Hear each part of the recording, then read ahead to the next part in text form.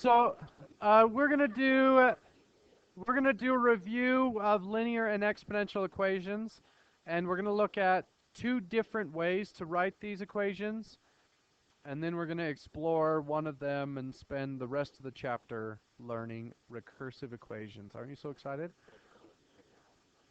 Mm-hmm.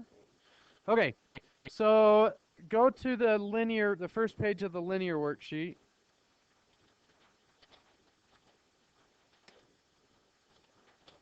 This one. Okay, Jim has $6 in his savings account, which earns $2 in interest each year. We want to model the growth and balance of the bank account as time passes. Use the chart below to calculate the amount of money in the account at the end of each year. Please show all calculations as they will help us write an equation. So the calculations are the important part here, not the end balance. End balance is easy. 6, 8, 10, 12, 14. So I want you to divide this in half and then write how you would perform the calculations to get this 8, 10, 12, 14 value. Okay? So year one, something happens to end with $8. Something happens in year two to end with $10. So your calculations need to match the story, but there are lots of different ways to represent this. So represent it in whatever way makes sense to you, and then we'll talk about the two different representations. So go ahead and fill out the rest of the chart on one side of that line. Here's what I'm seeing. Most of you did this. 6 plus 2, 8 plus 2, 10 plus 2, 12 plus 2. That works. Okay? And then some of you did some version of this, which is 2 plus 6, 2 plus 2 plus 6, but you're lazier than I am. Well, no, I'm equally lazy. So instead of writing out all the 2's, I could do 2 times 3 plus 6.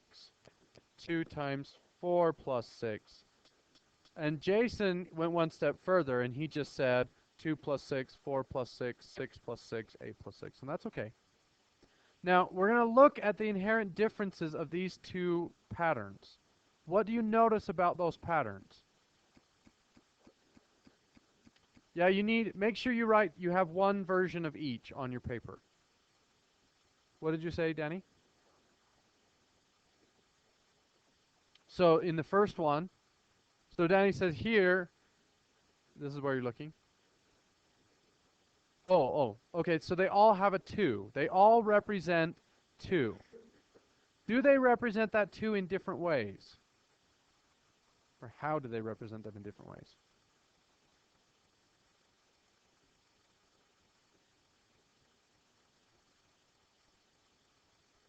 Do you see, are there good qualities that one side has that the other doesn't, and maybe vice versa? Do you see strengths on one side and strengths on the other? Well, they're really quite different. So in this one, we have a constant of 2, and the other number changes. Over here, we have a constant number of 6, and the amount of 2's change.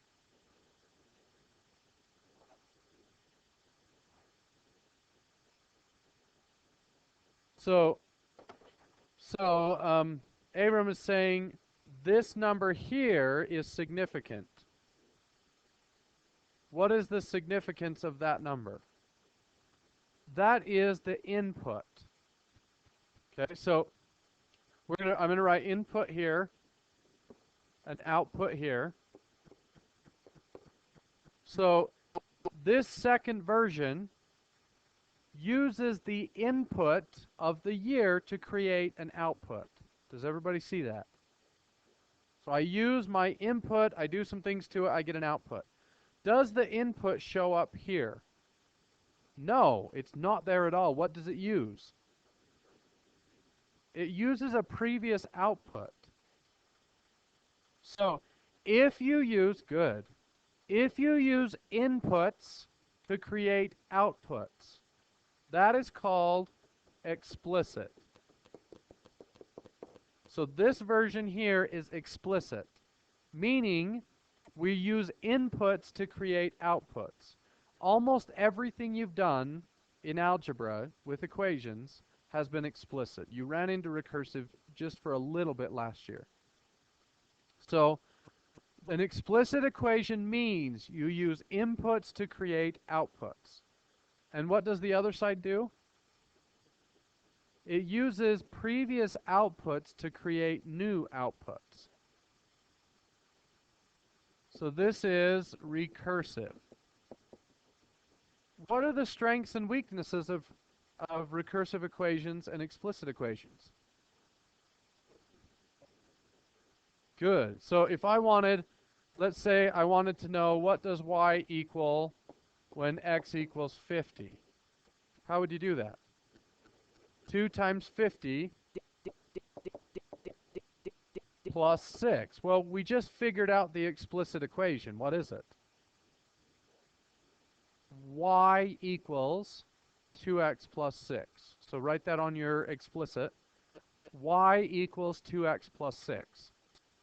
Now, in an explicit equation, we generally use x's as inputs and y's as outputs, although we could change that up if we wanted. Okay? So this would give me 106. Could I perform that same calculation using a recursive equation? Yeah, but I don't want to. Why not? I got to start at 0. So I'd have to go year 0, 6 plus 2 is 8, 8 plus 2 is 10, 10 plus 2 is 12, and go all the way down until I hit year 50.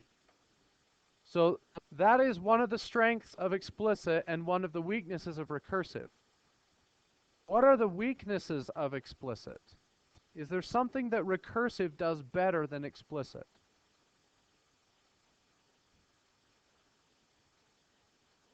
Because this is the basis of the whole chapter we're about to study.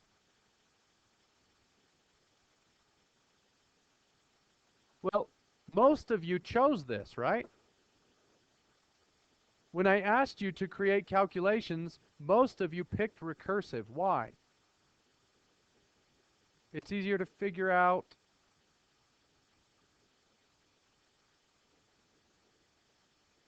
It's easier to figure out a list of numbers using recursive. It's obvious here that the left side calculations are much simpler than the right side. Can you imagine figuring this out using an explicit? It'd be stupid, right? 2 times 1 plus 6. That's 2 times 2 plus 6 is 8. Okay. 2 times 2 is 4. 4 plus 6 is 10. 2 times 3 is 6. 6 plus 6 is 12. That doesn't make any sense. Right? We could figure this out in no time. 6, 8, 10, 12, 14, 16, and I'm done. So explicit equations are very, very good at making lists of numbers. They're horrible at finding numbers in the future. Okay, and in just a second, we'll talk about some more of the limitations. So let's build the recursive equation, and I'm going to build the hard version, and then we'll build the easy version. So with recursive, we use outputs to create outputs. Well, we need some way to designate the input values. They need to be in there somehow, even though we don't use them as a calculation. So what we do is we create subscripts on our y values.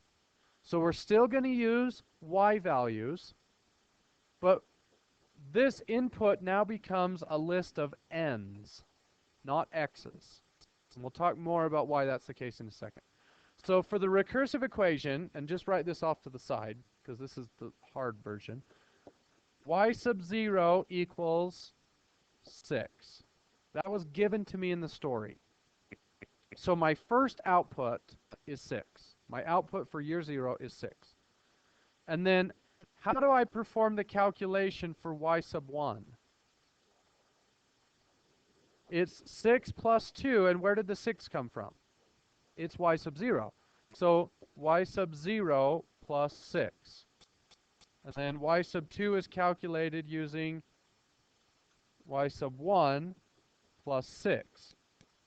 Well, this is a recursive equation. How far does this pattern continue? forever. No.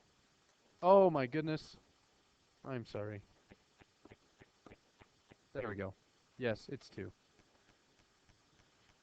So I could continue on, but instead of writing all of these out, equals y sub 2 plus y plus 2, I'm going to condense all of this into one set pattern. So for the recursive equation, it is y sub 0 equals 6, and then y sub n, which represents every single year after 0. What's the pattern? So to take the value at the year, to calculate the value of year n, you have to take the value 1 year before n. And we represent that as y sub n minus 1 plus 2. And this piece covers all of these. And it's the same pattern over and over and over. Last year plus 2, last year plus 2, last year plus 2. So if this year is n, last year is n minus 1. Well, let's talk about some more limitations. Okay? For recursive, we use n's, and explicits, we use x's. And I'll show you why. Remind you, hopefully. Y equals 2x plus 6. That's our explicit. Y sub 0 equals 6. Y sub n equals y sub n minus 1 plus 2. Are there things that the explicit can do that the recursive cannot?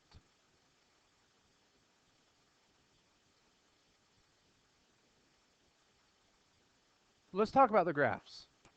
What would this graph look like? Up 6, up 2 over 1. Here's the graph. Okay? What would the graph of the recursive look like? So we start at 6. Well, 6.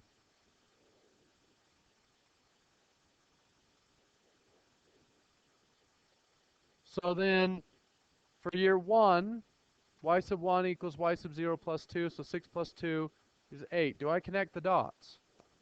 Why not? Recursives do not allow for decimals. So this recursive graph is strictly dotted. Now,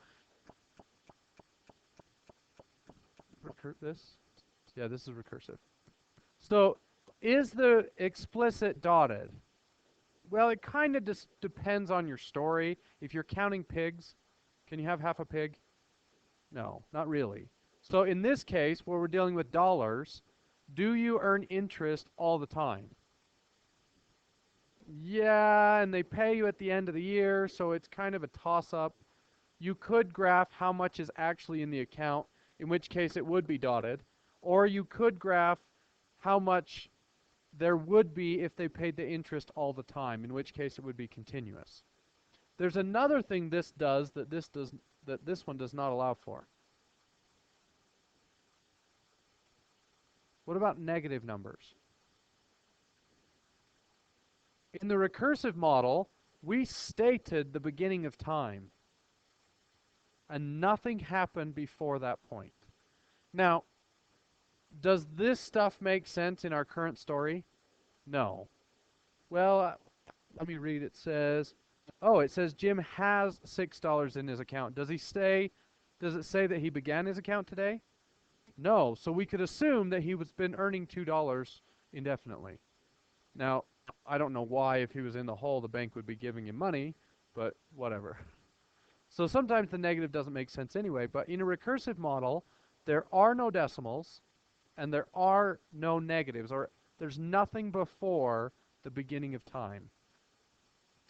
And recursive models either start with 0 or with 1.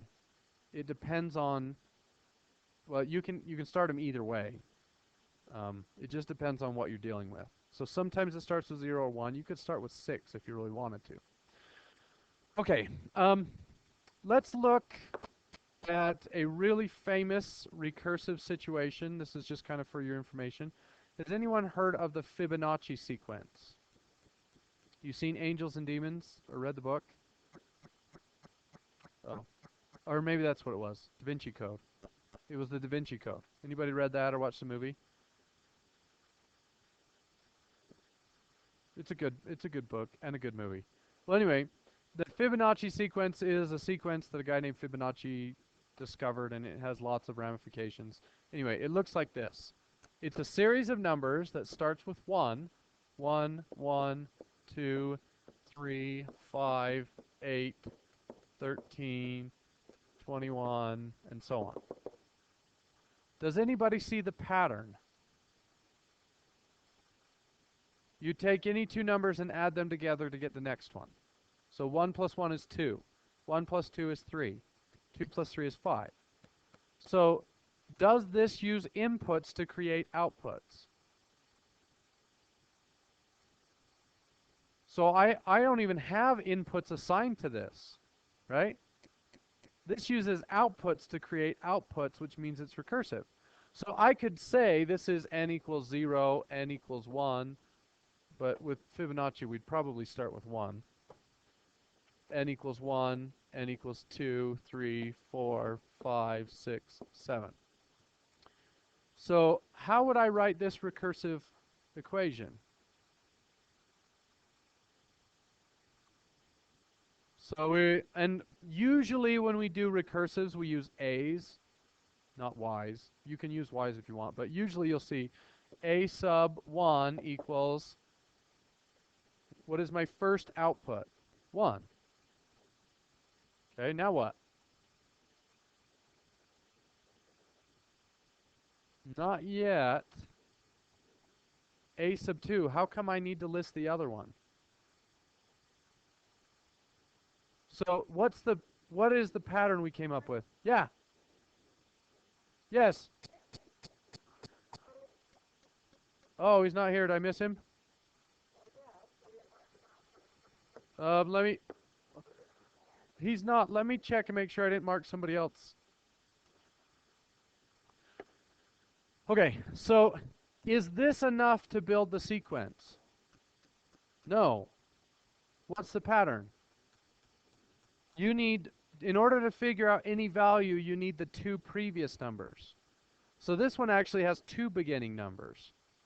A sub 1 is given as 1, and A sub 2 is given as 1. And then, now we can move on to A sub n. How is any value calculated? A sub n minus 1 plus A sub n minus 2. And that will build the entire Fibonacci sequence. And that's what we're doing in this chapter, is we're learning about the different types of numbers that can be created using using recursive equations to create sequences. Okay. I didn't record that. Yes, I did. Okay, going back here.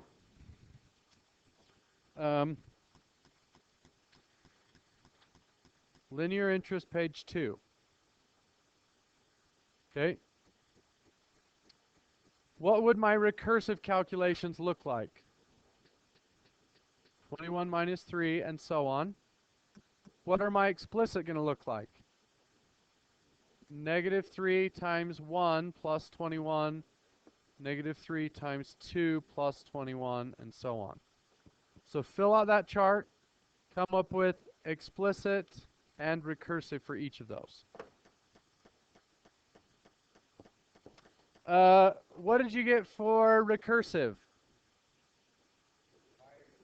Y sub 0 equals 21. Y sub n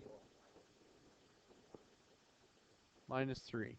And again, the y's are pretty uncommon. Usually it's a's and b's and c's. But you can use whatever variable you want. Just remember that those are outputs. Outputs creating outputs. The inputs don't really come into play here. Okay, go to the exponential.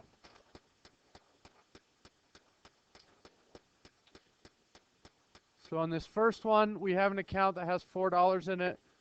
How do you increase a number by 50%? We could times it by 0.5 and then add it back, but that takes too much time. So We're just going to multiply by 1.5. So what would the recursive look like here? Well, let's fill out the chart first. 4 times 1.5, what would the next one be? 6 times 1.5. What would the explicit look like? 4 times 1.5. What would the next one be? We have to use inputs again. So these numbers need to come into play somehow.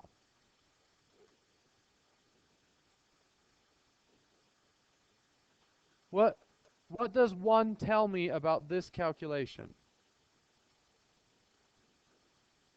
How many 1.5s there are, right? So what is 2 going to tell me about this calculation? 4 times 1.5, not times 2, squared. This is exponential. If it was linear, then it would be 1.5 times 2 plus 4. But because it's exponential, it's 4 times 1.5 squared. Okay? On the next page, you're going to be losing 40%. How do you lose 40% using a single multiplication? Times by 0.6. So you take 100% and you subtract 40%, which leaves you with 60%. So you take your value and times it by 60%, and that's the same as subtracting off 40%. So go ahead and finish both of those worksheets and then hand them in when you're done.